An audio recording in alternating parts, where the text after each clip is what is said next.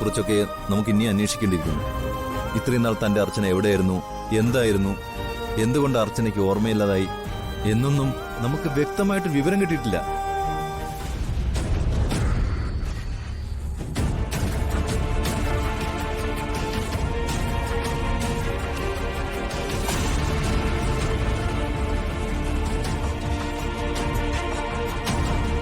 പക്ഷേ നഷ്ടപ്പെട്ട ഓർമ്മ തിരിച്ചു കിട്ടിയപ്പോ അർച്ചനയുടെ മനസ്സിൽ ആദ്യം തെളിഞ്ഞ മുഖം സച്ചിയുടെയും കുഞ്ഞിന്റെയായിരുന്നു.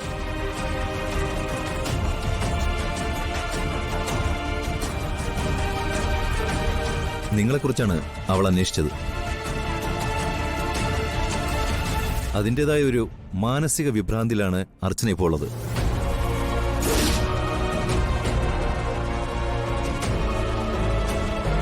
അപ്പോ കുഞ്ഞ് അവളുടെ കൂടെ ഇല്ലേ? പിന്നെ കുഞ്ഞ് എവിടെ പോയി?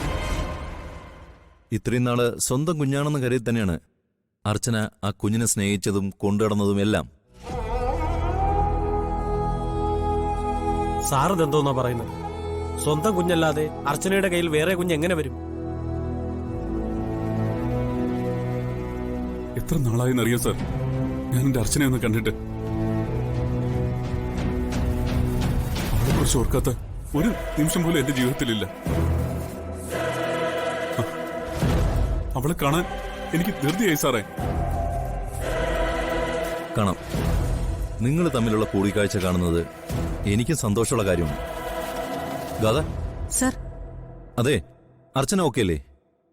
കുഴപ്പമില്ല സർ. സച്ചേട്ടൻ വന്നുവെന്ന് 1-2 തവണ ചോദിച്ചു.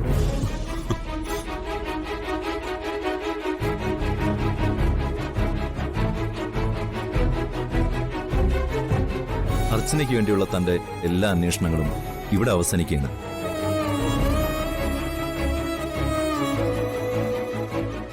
ഇനി മുതൽ അർച്ചന തന്റെ കൂടെ ഉണ്ടാവും.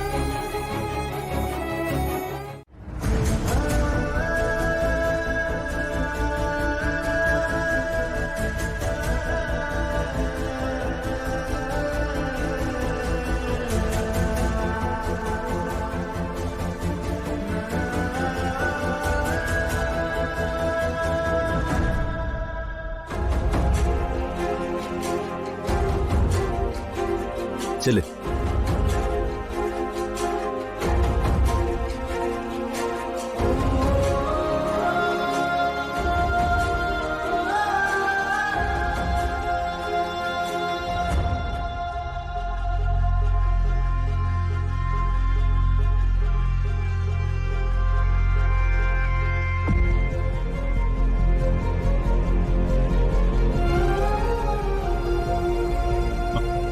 അർച്ചന,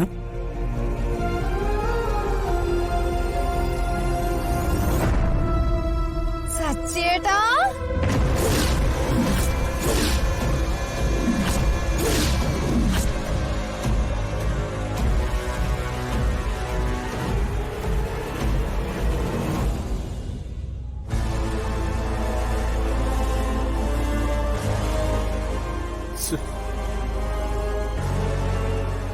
എന്റെ പൊന്ന് സച്ചേട്ടാ, നിങ്ങൾ ഇതുവരെ എവിടെയായിരുന്നു?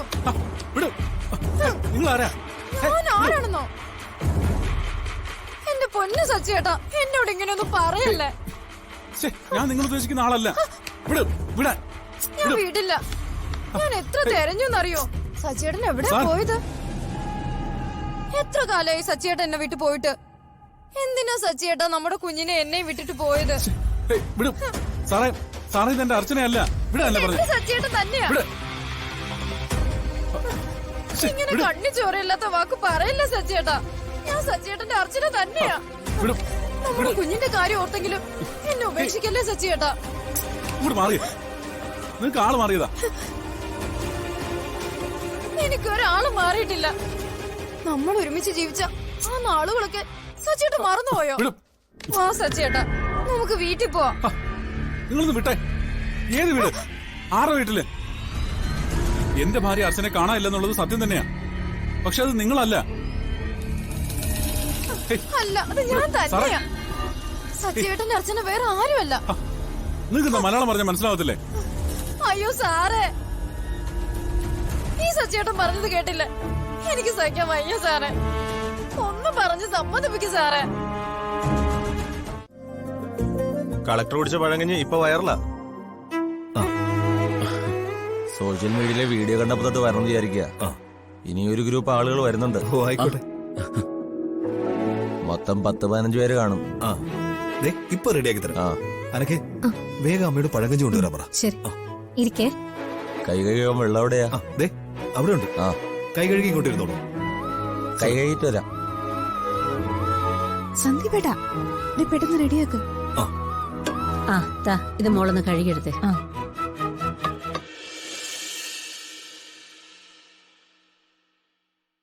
ആന്റി, ആ? പഴകഞ്ഞു കുടിക്കാൻ 3-4 പേര് വന്നിട്ടുണ്ട്. ഇനി അവരുടെ കൂടെ ഒരു ഗ്രൂപ്പ് ആളുകൾ കൂടി വരാനുണ്ടെന്ന്. വേഗം വേണം. അയ്യോ എല്ലാവരും കൂടി 10-15 പേര് കാണുമെന്നാ പറഞ്ഞ്. ശിവാ, അയ്യോ ഇത്രയും പേര് ഒരുമിച്ചോ? എന്റെ ദൈവമേ, ഇത്രയും പേരൊന്നും ഒരുമിച്ച് എന്റെ കയ്യിൽ നിൽക്കത്തില്ല. ആന്റി ടെൻഷൻ ആവണ്ട, ഞങ്ങൾ എല്ലാവരും ഇല്ലേ. അയ്യോ, എന്നാലും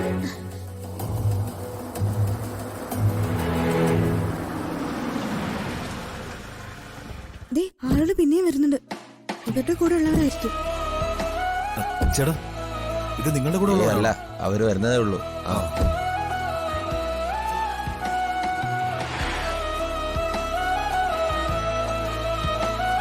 കളക്ടർ വന്ന് ഭക്ഷണം കഴിച്ച സ്ഥലം ഇതല്ലേ?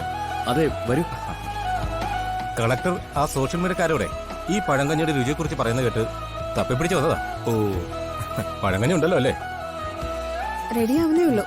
ഇപ്പൊ കൊണ്ടുവരാം. ഏട്ടാ ഞാൻ പോയി എടുത്തിട്ട് വരാം. എടുത്തോ.